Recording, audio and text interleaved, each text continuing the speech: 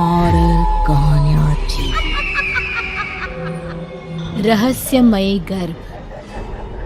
60 वर्ष की उर्मिला शहर के बाहरी हिस्से में अपने छोटे से घर में अकेली रहा करती थी। एक रात शहर में बहुत जोर का तूफान आया।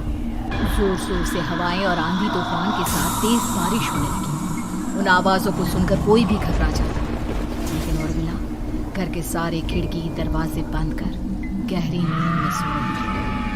रात के लगभग 12 बजे होंगे कि किसी ने उर्मिला के घर का दरवाज़ा खटखटाया। दरवाजे के खटखटाने की आवाज़ सुनकर उर्मिला की नींद खुलती है।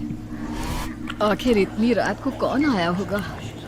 उर्मिला जाकर दरवाज़ा खोलती है तो सामने लगभग 26 साल की बेहद सुंदर लड़की को खड़ा देख हैरान रह जाती है। कौन हो बेटा? और इतनी रात को इतने भयंकर तूफान में कहाँ भटक रही हो? चाची, आपने मुझे पहचाना नहीं? मैं आपकी दूर की रिश्तेदार शालिनी। अरे हाँ, बचपन में तुझे देखा था। इतनी जवान हो गई है, कैसे पहचान में आती? लेकिन तू यहाँ क्या कर रही है, और वो भी ऐसी अंधेरी तूफान भरी रात में? उर्मिला की बात सुनते ही शालिनी की आंखों से आंसू बहने लगे। वो फूट फूट कर रोने लगी। ये देखकर उर्मिला को कुछ समझ में नहीं आया और उसने शालिनी का हाथ पकड़कर घर के अंदर आने के लिए कहा। जैसे ही शालिनी घर के अंदर रोशनी में आई, उर्मिला की नज़र उसके पेट की तरफ गई, जिसे देखकर ये साफ पता चल रहा था कि वो प्रेग्नेंट है। अरे, तू तो पेट से है। ऐसी हालत में इतने भयंकर तूफान में आधी रात को बाहर भटक रही है। आखिर बात क्या है बेटा? मुझे सब कुछ साफ साफ बता। क्या बताऊं चाची, ये सब जिसकी वजह से हुआ है उसके बारे में बताने में भी मुझे शर्म आती है। मैंने घर वालों की मर्जी के खिलाफ जाकर एक लड़के से शादी कर ली थी, पर वो शादी के 1 महीने बाद ही मुझे छोड़कर चला गया। छोड़कर चला गया का क्या मतलब? क्या उसके साथ कोई हादसा हो गया? नहीं, उसे कोई दूसरी लड़की पसंद आ गई और मेरी प्रेगनेंसी की खबर सुनते ही उसने मुझे बेसहारा छोड़ दिया। उसके बाद मैं अपने घर गई, लेकिन माँ पापा ने मुझे घर में कदम तक नहीं रखने दिया। तभी मुझे आपकी याद आई। कोई बात नहीं, कोई बात नहीं। तुमने यहाँ आकर अच्छा ही किया। एक काम करो, तुम आराम करो। वैसे भी ऐसी हालत में इतना घूमना फिरना और इस तरह आधी रात को बाहर भटकना ठीक नहीं होता। प्रेग्नेंट औरत को आधी रात को घर से बाहर नहीं निकलना चाहिए। बुरी आत्माएं उस पर अपना असर दिखा सकती है। और इतना कहकर उर्मिला ने शालिनी को एक दूसरे कमरे में जाकर आराम करने के लिए कहा। लेकिन जैसे ही शालिनी अपने कमरे में जाने लगी, अचानक से उर्मिला ने उसे रोक लिया। एक बात बताओ बेटा, तुम्हारा कौन सा महीना चल रहा है? पेट देखकर तो लगता है कि लगभग 6 महीने पूरे हो गए होंगे। उर्मिला की बात सुनकर शालिनी के होठों पर मुस्कुराहट आ गई। चाची जी, अभी सिर्फ 1 ही महीना हुआ है। शालिनी की बात सुन उर्मिला दंग रह गई। उसे समझ में नहीं आ रहा था कि प्रेगनेंसी के पहले ही महीने में शालिनी की हालत ऐसी क्यों थी। लेकिन फिर उसने बात को नज़रअंदाज कर शालिनी को आराम करने के लिए कहा और खुद भी कमरे में जाकर सो गई। अभी कुछ ही घंटे बीते थे कि अचानक से एक बच्चे के बड़े ही अजीबोगरीब बेढंगे तरीके से रोने की आवाज़ें उर्मिला के घर में गूंजने लगी। उन आवाज़ों को सुनकर उर्मिला की नींद फिर से खुलती है। ये अचानक बच्चे के रोने की आवाज़ कहाँ से आने लगी? उसने उठकर चारों तरफ देखा, पर वहाँ उसे कोई नजर नहीं आया। उर्मिला घबराते हुए शालिनी के कमरे में गई तो वहाँ उसे कमरे की दीवार पर एक बेहद खौफनाक साया नजर आया, जिसे देखकर उर्मिला बुरी तरह से घबरा गई। आखिर ये सब क्या हो रहा है? शालिनी, शालिनी उठो! उसने जोर जोर से आवाज देकर शालिनी को जगाने की कोशिश की, लेकिन ऐसा लग रहा था जैसे उसकी आवाज शालिनी तक पहुंच ही नहीं रही थी। कमरे की दीवार पर एक बहुत बड़ा और बेहद डरावने दिखने वाले इंसान का साया और एक बच्चे के अजीबोगरीब ढंग से रोने और चीखने की आवाजें अब उर्मिला को ज्यादा डराने लगी थी। उर्मिला को शालिनी की चिंता सताने लगी और उसने पूरी ताकत के साथ चीखकर शालिनी को आवाज लगाई, शालिनी! तभी अचानक सब कुछ एकदम पहले जैसा हो जाता है और उर्मिला की आवाज सुनकर शालिनी की नींद खुलती है। क्या हुआ चाची, आप इतनी तेज क्यों चिल्ला रही हैं? अब ठीक तो है ना? अभी अभी मैंने तुम्हारे कमरे में कुछ अजीब सा देखा। तुम ठीक हो ना शालिनी? मुझे यहाँ एक बच्चे के रोने की आवाज़ें आ रही थी। लगता है आपको मेरी कुछ ज़्यादा ही चिंता हो गई है। आपने मेरी प्रेगनेंसी के बारे में कुछ ज़्यादा ही सोच लिया होगा। मैं एकदम ठीक हूँ, आप आराम से सो जाइए। इतना कहकर शालिनी ने उर्मिला को फिर से अपने कमरे में जाने के लिए कहा और खुद भी जाकर सो गई। पर अब उर्मिला की आंखों से नींद गायब हो चुकी थी। अगली सुबह जब शालिनी उठी तो वो सीधा उर्मिला के पास आई। गुड मॉर्निंग चाची। तभी अचानक उर्मिला की नजर शालिनी के पेट पर पड़ती है, जिस पर नीले रंग से एक अजीब सी आकृति नजर आ रही थी। शालिनी, ये तुम्हारे पेट को क्या हुआ? मैंने इतनी औरतों को देखा है, ऐसा तो किसी के साथ नहीं होता। शालिनी ने जैसे ही अपने पेट की तरफ देखा तो उसे वहां कुछ भी नजर नहीं आया। चाची कुछ भी तो नहीं है, सब कुछ एकदम नॉर्मल है। आपको क्या अजीब लग रहा है? इससे पहले कि उर्मिला उसके सवाल का कोई जवाब देती, अचानक से शालिनी के पेट में जोर जोर से दर्द होने लगा। वो बुरी तरह दर्द से तड़पने लगी। चाची, चाची। ये सब देखकर उर्मिला बहुत घबरा गई। उसने धीरे धीरे शालिनी के पेट को सहलाना शुरू किया, लेकिन शालिनी का दर्द कम नहीं हुआ। उर्मिला जाकर रसोई से पानी का गिलास लेकर आई और शालिनी को पानी पिलाने की कोशिश करने लगी। ले बेटा, पानी पी ले, तुझे आराम मिलेगा। ले ले। नहीं चाची, मुझे बहुत तेज दर्द हो रहा है। अरे थोड़ा पी ले बेटा। जैसे ही उर्मिला ने शालिनी को पानी पिलाया, उसने देखा कि गिलास में बचा पानी का रंग नीला पड़ गया और शालिनी की आंखें अजीब हो गई। उसके पेट पर बच्चे का एक डरावना चेहरा नजर आने लगा। ये सब देखकर उर्मिला की डर से हालत खराब होने लगी, पर तभी शालिनी का दर्द ठीक हो गया। बेटी, अभी तुम्हारा दर्द ठीक है तो ऐसा करो, तुम थोड़ी देर आराम कर लो। शालिनी को आराम करने के लिए कहकर उर्मिला तेज कदमों से चलकर घर से बाहर निकल जाती है और पास ही रहने वाली एक औरत कालिंदी के पास पहुंचती है। अरे उर्मिला बहन, बड़े दिनों बाद दिखाई दी, क्या हुआ? बहुत घबराई हुई सी लग रही हो, सब ठीक तो है ना? क्या बताओ कालिंदी बहन, मेरी एक दूर की रिश्तेदार आई हुई है। वो पेट से है और उसके साथ ना अजीब अजीब चीजें हो रही है। अब उर्मिला सारी बात कालिंदी को बताती है, जिसे सुनने के बाद काले जादू और तंत्र विद्या की माहिर कालिंदी एक ताबीज बनाकर उसे देती है। बहन, मुझे शालिनी पर किसी बुरी आत्मा का साया लगता है।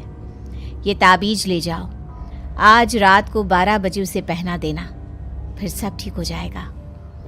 उर्मिला ताबीज लेकर घर वापस आती है और अब आधी रात के होने का इंतजार करने लगती है। जैसे ही आधी रात होती है, वो नींद में सोई शालिनी को ताबीज पहना शांति से अपने कमरे में आकर अपने पलंग पर लेट जाती है। अब सब ठीक हो जाएगा। ये सोचकर उर्मिला शांति की एक सांस ही लेती है कि तभी अचानक उसकी आंखों के सामने कुछ ऐसा आता है जिसे देखकर उर्मिला डर से चीखने लगती है। तुम कौन हो?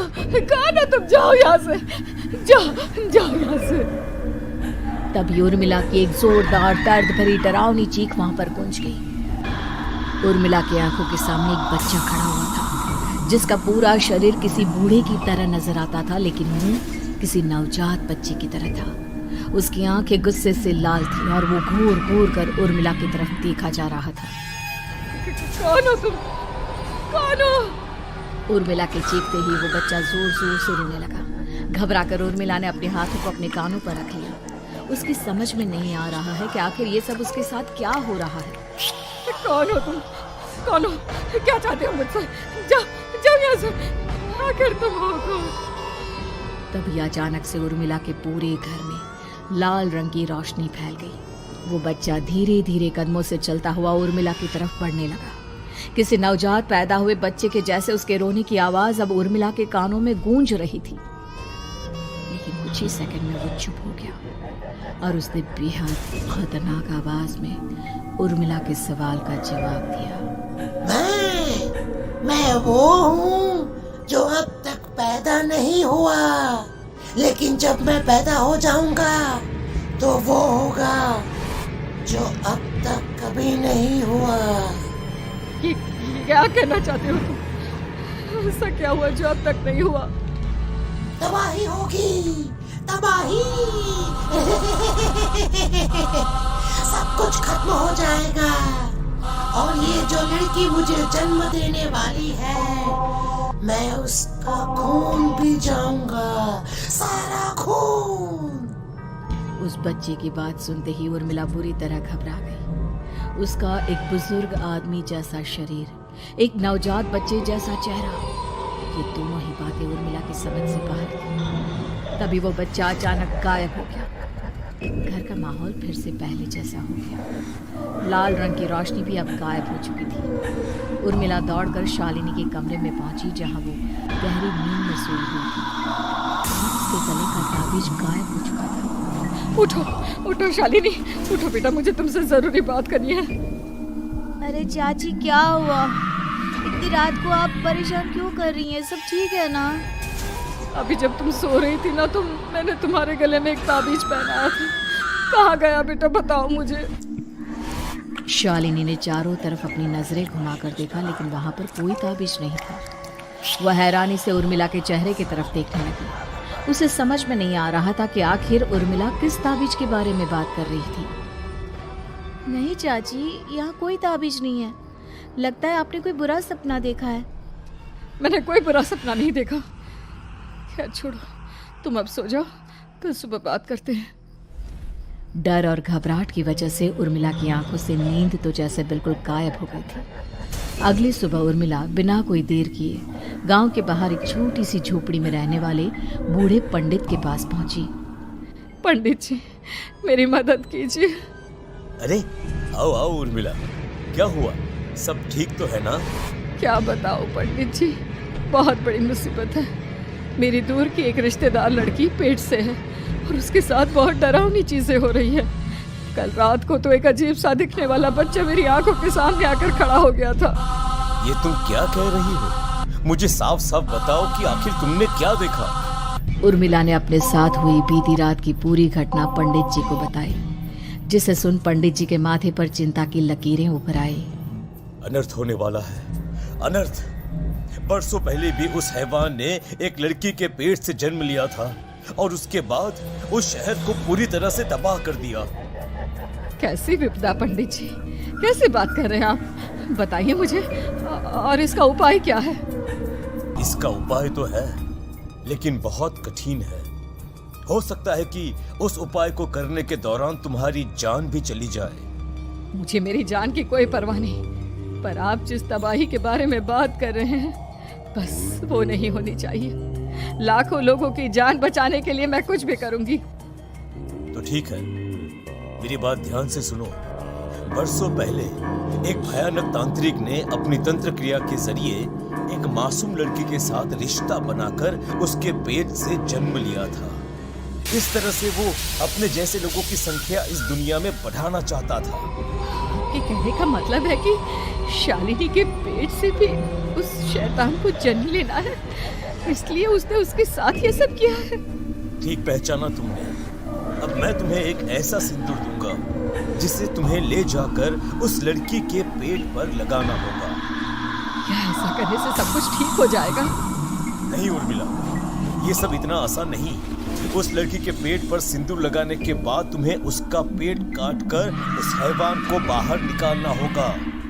नहीं पंडित जी, मैं ये सब नहीं कर सकती। मैं भला एक जिंदा लड़की के पेट को अपने हाथों से कैसे काट सकती हूँ?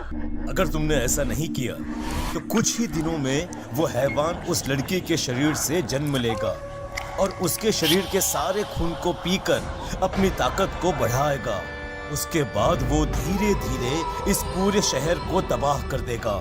यहाँ पर कोई जिंदा नहीं बचेगा। लेकिन अगर मैं उसके पेट को काट दूंगी तो क्या वो जिंदा बच पाएगी? अगर शालिनी को कुछ हो गया तो, अगर उसकी मृत्यु हो गई तो?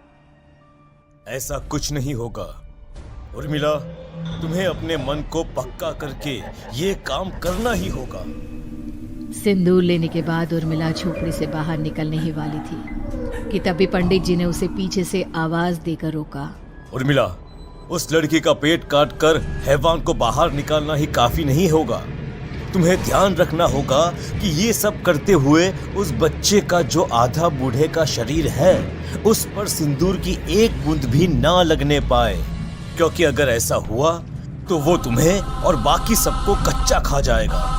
पंडित जी की बात सुन उर्मिला की आंखें फटी रह गई और उसके शरीर में डर की लहर दौड़ गई। फिर भी उसने हिम्मत की। ठीक है पंडित जी, मैं पूरी कोशिश करूंगी कि मैं उस हैवान को वहीं के वहीं खत्म कर पाऊं। इसके बाद उर्मिला तेज कदमों के साथ घर वापस आती है।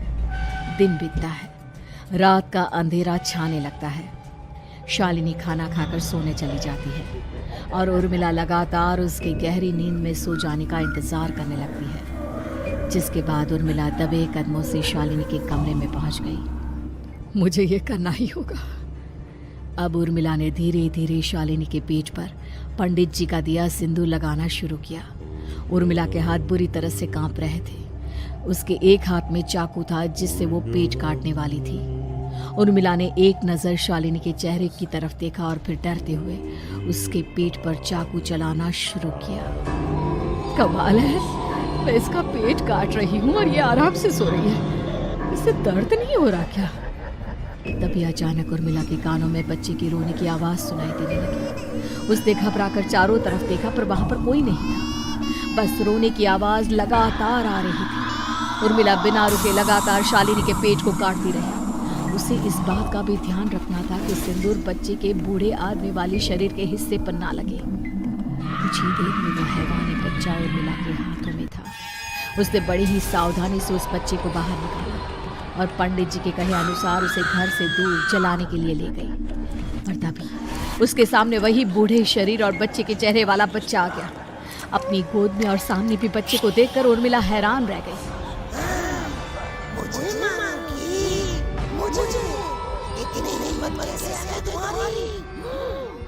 तुम पैदा नहीं हुए हो और मुझे पता है जब तक तुम्हारा जन्म नहीं हो जाता तो मुझे कुछ नहीं कर सकते।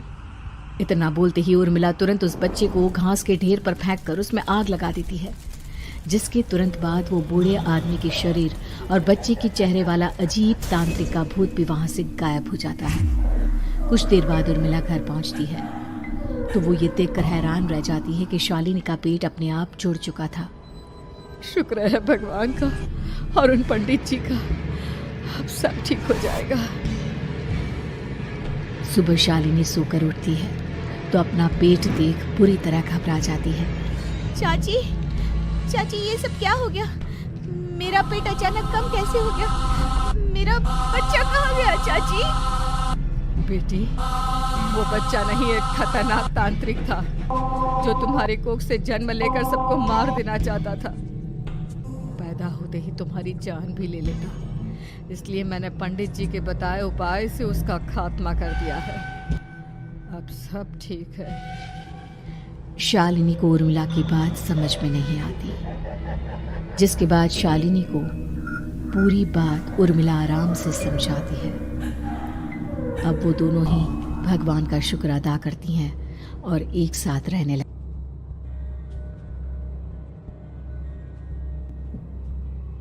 Urmila